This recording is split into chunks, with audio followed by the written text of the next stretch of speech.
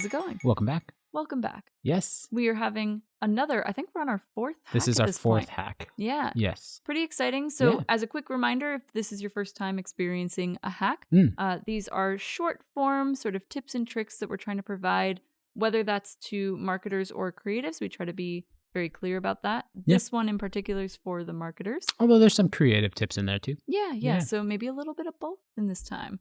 Getting fancy with it. All right, so today we are getting into the idea of how to multi-purpose your animated content for your marketing efforts. So this is mainly geared towards the marketing and communication folks, because we know that those folks are very, very resourceful. And that's typically because they have to be. Yeah, these days they're being asked to do more with less. Yes, that is very true. And that usually means less budget. Which Yeah. you hate to do see. more work, here's less money. Have fun. Yeah. Yeah. But what that means is that ultimately they're really able to both reuse and repurpose and even recycle the different assets and the materials to be able to create new content across maybe even all of their marketing campaigns sometimes. Yeah. And so we know that this is already happening, right? Which means, as an example, maybe they're adapting blog copy that was written and they're turning it into short form social media content. Yeah. Another example is that they could be turning a templated presentation into a one-pager infographic. Right. So lots of different ways to repurpose, right? But we've noticed that there's a gap in understanding how an animated video can be utilized in the exact same way. So how do we do it? Yeah. It's really because animated content can be seen as this sort of standalone element within a campaign, which means it kind of has a one-time purpose, and its aim is usually to complement the still graphics that are already in a campaign. Right. So the hack that we have for you here today is that there are actually, good news, there's lots of ways to utilize animated video content across your marketing campaigns. Mm-hmm. Let's get into the first one. So the first way that you can repurpose here is to write your scripts to be effective as smaller chunks. Tiny chunks. Tiny chunks, yeah. Your 1 to 2 minute video that you might be making for your campaign doesn't actually need to stay that way. Scripts can be written in a specific way that creates sections of content that can be separated out and utilized as standalone pieces, which is actually pretty cool.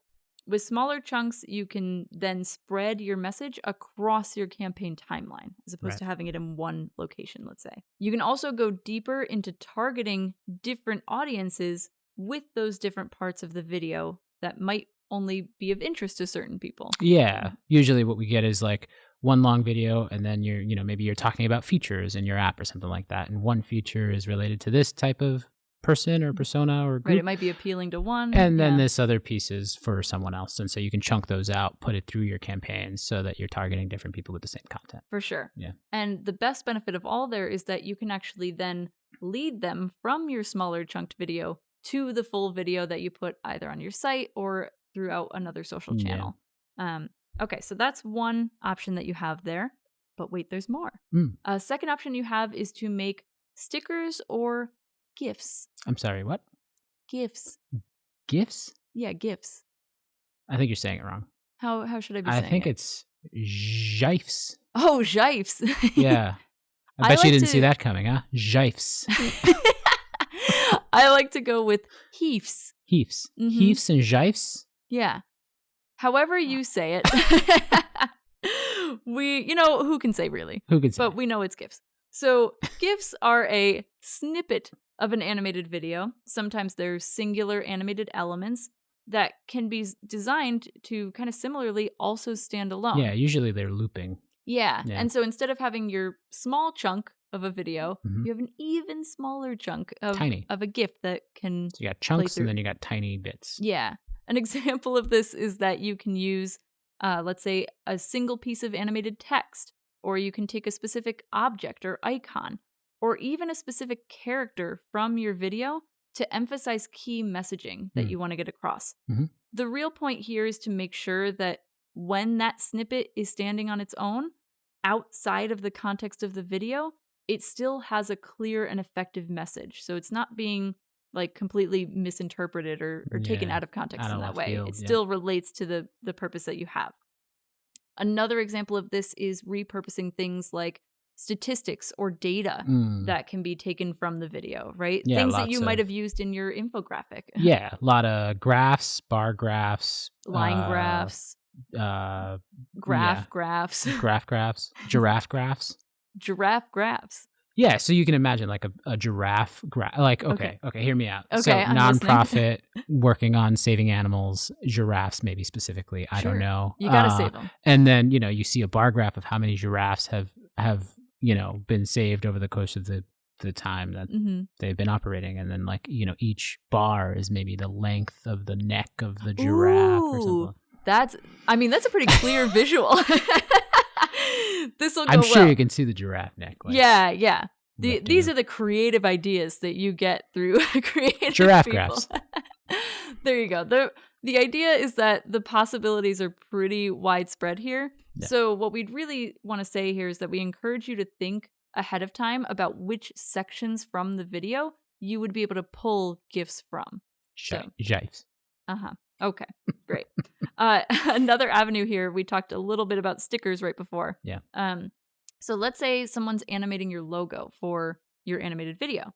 If you're marketing on places like Instagram or TikTok or other social platforms that do stickers, why not take those animated elements and turn them into stickers? They're engaging with your audience. It's engaging with your employees as well. If they're able to share your company brand, they're able to tag you in there, sort of organic traffic that you're creating. A note here is that stickers might not always be appropriate for every single brand. It depends on sort of the tone and voice that you're going for. Yeah, it also it feels like the animation type also kind of, it plays a role there. Yeah. Because you can have more, professional looking stickers. I know that's weird, but like you could have stickers that like relate to a manufacturing company, say for example, or something like that. Yeah, they can have all sorts of different ways to utilize them. I mean, a great example is like when you have a character that you've used, it's like the hero character that might be used across your whole campaign. You can absolutely take an animation of them waving to the camera, turn that into a GIF or a sticker, and be able to plug that out. Quick side note here, one of our stickers has over 2 million uses. Huge. Yeah. Huge. In fact, pretty mind-blowing. Oh, is that the one? It is the it one. The mind-blowing? Yeah. We animated a emoji. Where like the mind-blowing Yeah, emoji. that one's in our reel. It's pretty good. Yeah, it's a lot of fun. But so it creates basically an extra layer of engagement for your audience. So definitely worth looking into. Another option that you have here for repurposing is to generate still graphics from the assets that were used in the animated video. So if you really liked that icon or that character in that specific pose, we talked about the wave, you can grab it from the video and add it to your presentations or other branded materials, print. Other things that you do with it. Yeah, so I think our last guest, Tracy, episode 7, if you haven't listened, check it out. But she talked about that, how they used Donut Pal, I think is what they call it. Great character. Yeah, so they took that Donut Pal. We did a bunch of different poses. They made stickers. They made stickers.